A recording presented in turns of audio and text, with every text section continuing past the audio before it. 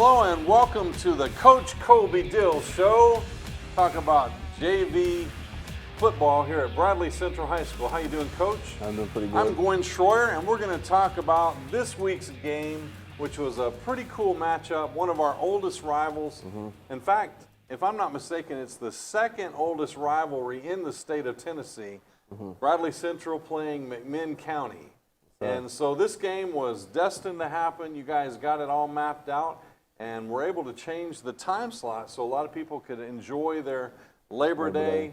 So the game started a little after 11. 11 o'clock, yeah, about 11:10. And did you have a pretty good showing of folks? Yeah, there's a lot of people there from That's outstanding. McMinn and for our home team. So.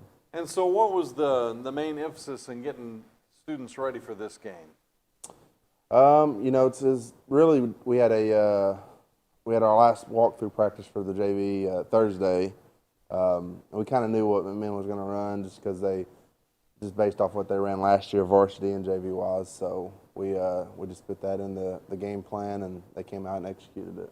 So are you running a spread offense, just like the varsity team? Yeah, it's the same offense as the varsity. So you try to mimic in a lot of ways. So if somebody gets pulled up, they feel that same environment. Yeah, we don't have all the different formations and plays. It's pretty minimized, but yeah, Stanford runs the offense. He does a really good job with them. Nice. So when you're setting up, and looking at a McMinn team, and you haven't had a chance to really see them play in varsity or JV level, I mean, what in the world are you looking at other than just tape? Yeah, well, we know that they're always going to be well coached and always going to have some pretty good athletes and really play hard. So I know we talk a lot about Cleveland. We talk about Walker Valley. Had the Walker Valley game a couple weeks ago. Yeah. But it gets dirty. McMinn County game it's a tooth and nail fight. Yeah. I don't care what you say about Cleveland and Walker Valley. That is a big rivalry right here at home. But McMinn County, man, I mean, it's always been like that. Oh, yeah, they're as very far back physical. as I can remember. And in any sport, I mean, the volleyball court, it gets ugly. Yeah. And I'm telling you, I don't mind watching that kind of a game. That's a lot of fun. Oh, yeah. Yeah, they're, like I said, they're well coached, and they're always tough and real gritty. So yeah, we're always got to be ready. We're gritty too. Oh, we're yeah. gritty too. Yeah. So tell me about this. I was talking with Coach Floyd, and he's got some of your players up in the varsity. So how does that momentum shift around within the JV ranks? Yeah, I told the JV early in the year, I said, there may be some freshmen, sophomore that get called up for varsity. So a lot of these guys need to be ready to step in when that happens, and it's happened. So we had some guys step up yesterday, and that feels good. Even though you're losing them to the varsity, that feels good. Yeah, I mean, at the end of the day, because you've prepped them up, and they're ready to jump in as I mean, needed. at the end of the day, we're still just one team. So, yeah, sure. Varsity is the most important because it is varsity. So JV, we just kind of fill in, and whoever gets called up, the backups and the other kids just got to step up. Yeah, and I'll be honest with you. I moved to a school as a sophomore, moved to a new school, and they put me on the JV team. I was, I was not too happy with that, but at the same time, I thought, okay, it's a proving ground, right? I go out there, I'm defensive end, and I'm in that quarterback's face all game. I smacked the ball down and hit him in the mouth with it. I really did. He was throwing the ball, and I smacked the ball and hit him in the mask. I got the coach's attention. Guess what? Next week, starting varsity. Varsity. That's how it works. Never looked back. Yeah. Never looked back. That's how it works. And even though defensive end wasn't my main role on the varsity team because I was a tight end, halfback or fullback tight end, that H back, which back then was pro set. It wasn't nothing like spread. It was coming out of the wishbone, coming out of the wing tee. We're playing pro set, shotgun. So I had a lot of blocking. I was a blocking only. My brother, and I know I'm talking a lot. This is your show. But my brother was, I guess I'm venting. My brother was the fullback or the halfback, and I had to block for him. And it was, but I was okay with it. That was my role. But it felt good to move up from that JV. And I didn't say anything to the coaches. I remember tackling the quarterback a few times, and I got my name out there. That was fun. That's what you got to do. It's a proving ground. That's how it works. And there's absolutely nothing wrong with playing JV to get that momentum going, and also to really prepare yourself when you get that roll call, come up to the varsity level to fill in. Even maybe it's a week or two filling in. That's a big, big thing. We're very, very young in our secondary varsity wise. Both starting safeties are freshmen. Wow. One of the corners is a senior, and the other corner is a sophomore that had been playing JV with us. So very young in the secondary, which means we should have some talent there for the next couple of years. So you're building depth, though. Yeah. You know, that's the role. You're not just letting kids sit around.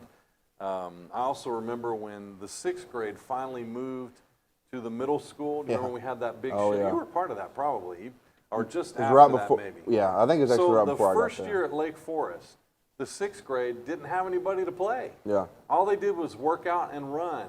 And that JV squad now, and of course they have a 6th grade team, I believe now, don't they?